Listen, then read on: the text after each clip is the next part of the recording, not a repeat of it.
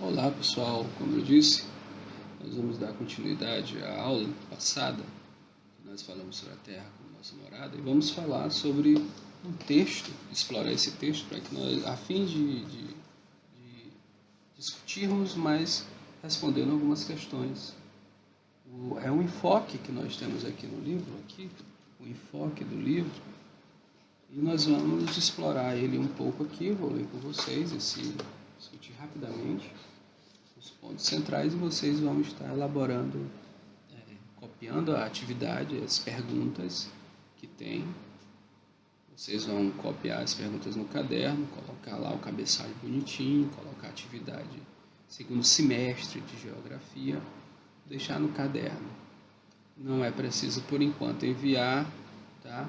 Mas aí preste atenção, coloque o título da atividade. O título da atividade vai ser Pálido Ponto Azul, a Terra como morada, porque é o que nós estamos discutindo. Vamos lá para o texto, vamos discutir esse texto, Pálido Ponto Azul, vamos tratar sobre ele um pouco. O texto fala dessa forma: nós fomos errantes desde o início. Conhecíamos a posição de todas as árvores num raio de 200 quilômetros. Quando os frutos ou as castanhas amadureciam, lá estávamos nós. Seguíamos os rebanhos em suas migrações anuais. Deleitávamos com a carne fresca. Orações furtivas, estratagemas, emboscadas e ataques de força bruta, alguns de nós realizamos em conjunto o que muitos de nós sozinhos não podíamos conseguir. Dependíamos, logicamente, uns dos outros. Viver por conta própria é uma ideia tão absurda quanto fixar a residência. Essa era a visão daquele homem, né? Aí eu vou abrir aqui um espaço para discutir. Vocês perceberam que o autor, ele fala sobre o homem errante, o homem que conhecia distâncias quilométricas e sabia as épocas por exemplo, da coleta de fruta. Os homens saíam em comunidade, coletivamente, para poder caçar. Era o homem da caça, era o homem que não estabelecia um lugar fixo. Esse homem, ele tinha estratégias para poder sobreviver. Esse era o homem chamado homem nômade. Era o nômade. E vamos continuar com o texto. Vamos continuar discutindo ele. Trabalhando juntos, protegemos os nossos filhos dos leões e das hienas. Isso acontece muito no continente africano ainda. Ensinávamos a eles as habilidades de que iriam precisar. E as ferramentas também eram utilizadas. Naquela época, como agora, a tecnologia era a chave da nossa sobrevivência. Então, a tecnologia da época, a técnica da época, né, o machado criado, a flecha criada, era uma forma também de ajudar o homem nômade a sobreviver. Quando a seca era prolongada, ou quando o frio se demorava no ar do verão, nosso grupo partia, às vezes, para terras desconhecidas. Havia as migrações do homem de um lugar para o outro. Procurávamos um lugar melhor, sempre. E quando não nos damos bem com os outros em nosso pequeno bando nômade, partíamos à procura de um grupo mais amigável em algum outro lugar.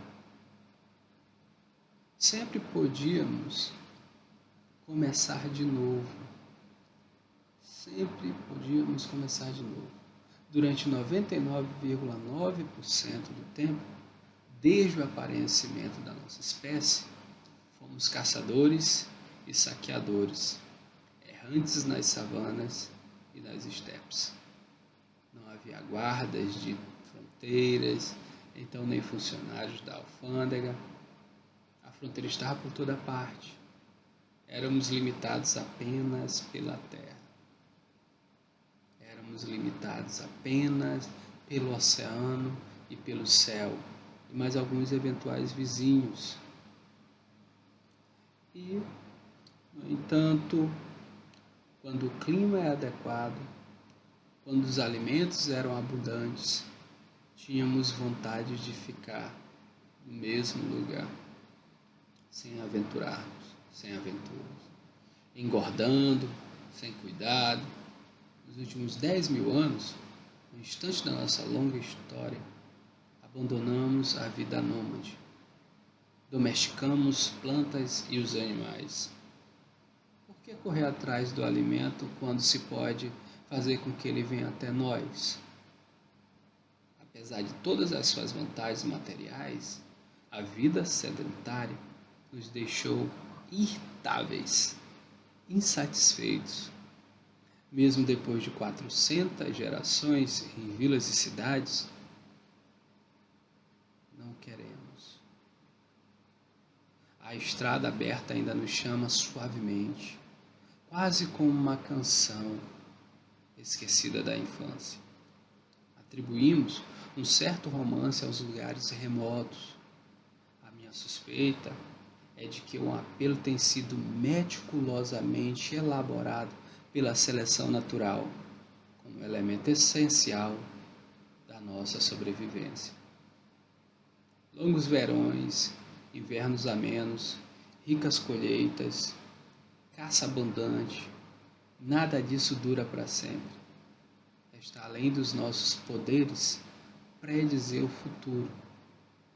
As catástrofes têm o modo de nos atacar sorrateiramente, pegando-nos desprevenidos. Talvez você deva sua vida à de seu bando, ou até mesmo à de sua espécie, a uns poucos inquietos levados por um desejo que mal podem expressar e compreender a terras desconhecidas e a novos mundos. Então, essa é o texto direcionado do enfoque pelo autor, que vocês podem olhar embaixo, que é o Carl Sagan. Carl Sagan, chamado o Sagan, Pálido Ponto Azul, Futuro do Homem no Espaço.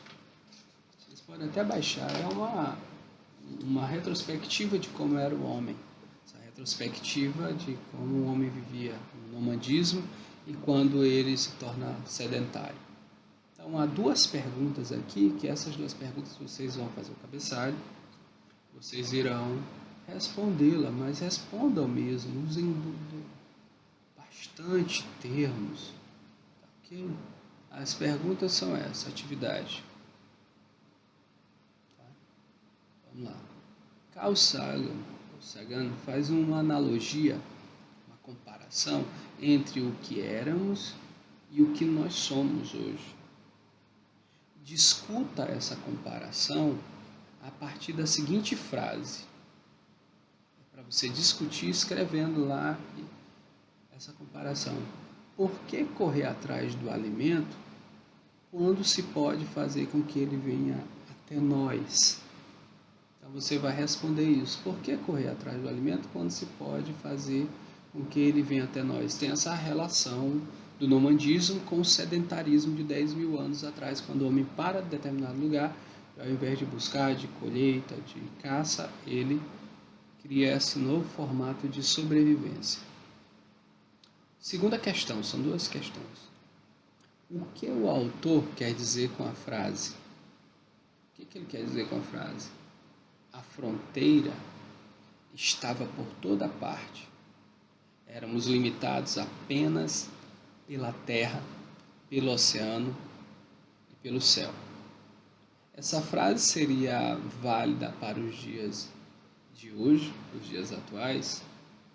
Então vejam o que ele trata lá, o teu conhecimento, a concepção de Estado, a concepção de fronteiras.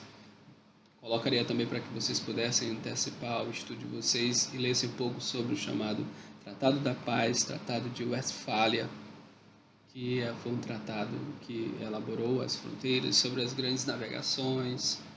Então, tudo isso, você pegando esse bojo histórico, você consegue desenvolver essa explicação. Então, fiquem tranquilos, essa é a nossa segunda parte da aula. Respondam, deixem no caderno e depois eu estarei solicitando para que enviem numa próxima oportunidade. Até mais. É isso aí.